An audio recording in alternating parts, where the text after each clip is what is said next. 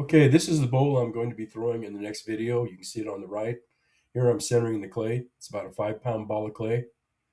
I just kind of roughly center it before I actually center it and wet it down and pull it up and down a couple of times. Get it nice and smooth there.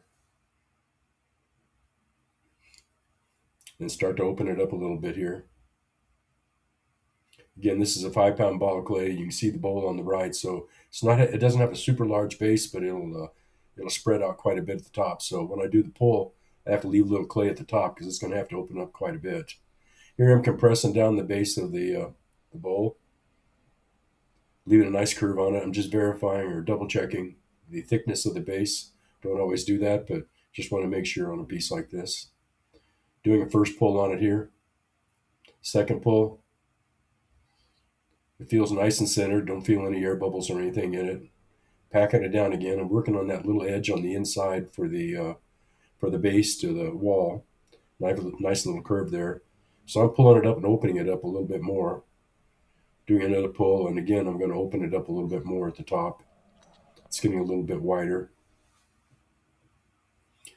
As you can see, I'm going to leave a little bit of clay again at the top, kind of like a bead around the top rim.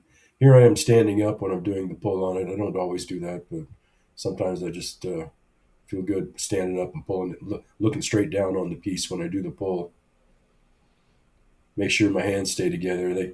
When I do the pull on that, as much as I can, I have the hands contacting one another to give me the idea how far apart they are, up and down, and away from one another, inside and outside. Here I'm using a rib to kind of compress the outside edge with the sponge on the inside. Here I'm just doing a little bit of a touch up on the rim of the bowl, just an initial, just kind of rounding it off. I'm working a little bit on the wall here, still leaving a little bit of a bead at the top for the rim of the bowl, rounding it off there. Now I'm going to bring out my special spoon. Use that spoon to leave a nice little curve, transition from the wall to the flare. Again, I'm using the rib on the outside there now to just kind of smooth out that outer edge. Not pushing too hard on the inside, just sort of smoothing the outside, touching up the base on the inside here again. This piece is nearly done with the throwing. I'm just cleaning up a few surfaces and edges. After this, it'll be allowed to go to leather hard.